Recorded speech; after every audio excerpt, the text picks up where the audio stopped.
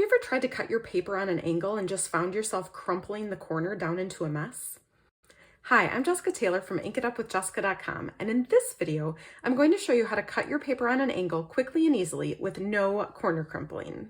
I'm starting with a piece of 4" by 5¼ paper so that my triangle fits nicely on the front of an A2 size card, but you can do this with any size rectangle or square to cut it into a triangle.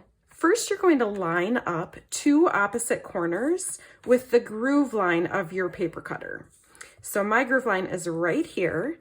So I'm just going to line up that corner and then this opposite corner so that those tips are right in the groove line. Next, I'm going to take my paper cutter, the actual blade, and put it down in the center of my paper.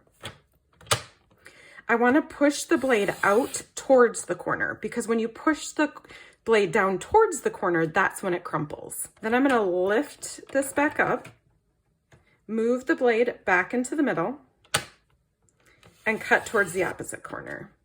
You want to make sure that you're just holding your paper in place really well with one hand while you're cutting with the other.